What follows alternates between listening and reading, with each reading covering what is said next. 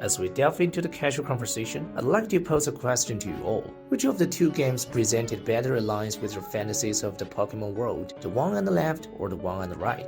I believe the majority of you guys would gravitate toward the game on the left. However, the ironic lies in the fact that the game on the left is not part of any Pokemon series title under Game Freak's umbrella. It is a new game called PALWORLD, developed by Pocketpair. PALWORLD achieved a staggering 1 million sales within just 8 hours of its release, surpassing 2 million copies sold within 24 hours. According to Steam database, the game's current player count surpassed that of numerous major titles, such as Elden Ring and Cyberpunk 2077, reaching a peak of almost 130 million players within 3 days. This is an impressive feat for a small developer like PocketPair, who promptly expressed gratitude to players and announced plans to add more content to the game, including cross-platform multiplayer, PvP arenas, and guild raids, exciting the player base. Well, it's a case of mixed emotions, as my mood is somewhat dampened, not because I found PALWORLD unenjoyable, but because it's so enjoyable that it compels me to compare it to Pokemon series, even prompting me to scrutinize Game Freak. Upon examining the Wikipedia page, it's evident that Game Freak has maintained a seemingly decent production capacity, with new releases occurring no more than every 2 years since the launch of the first Pokemon titles, Pokemon Red and Green, in 1996. However, I still perceive a sense of laziness and arrogance emanating from the company, top to bottom. Take PocketPair for example. The company started with just 10 employees in 2021. After noticing a positive response to PALWORLD trailer, they began recruiting, eventually employing over 40 people. It took them 3 years to complete development.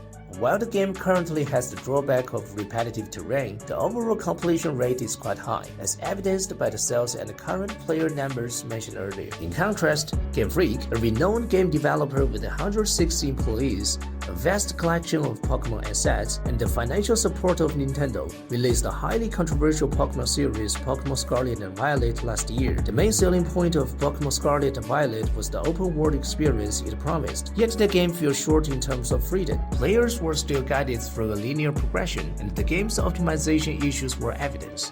The exploration of the lake was practically impossible, as the map would overwhelm the Switch's capabilities, rendering it unplayable. Moreover, the game's taunted features such as a picnic mode failed to live up to players' fantasies of Pokemon World. The open-world setting acted as a magnifying glass, exposing issues in graphics, dialogue, and narrative presentation.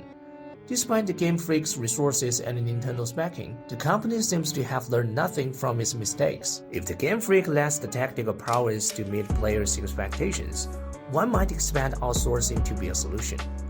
However, Game Freak has a history of disappointing fans, as evidenced by the 2019 release of Pokemon Brilliant Diamond and Shining Pearl, which were not developed by Game Freak but rather outsourced to Elka. This was the first time a mainline Pokemon remake was outsourced. Elka, while not as well known, has worked on graphically intensive projects like Dragon Quest, Final Fantasy, and Nier. However, even with Elka's expertise, the game's visuals were a disaster, earning the collaboration place in Gaming's Hall of Shame. And there are two possible reasons for this failure.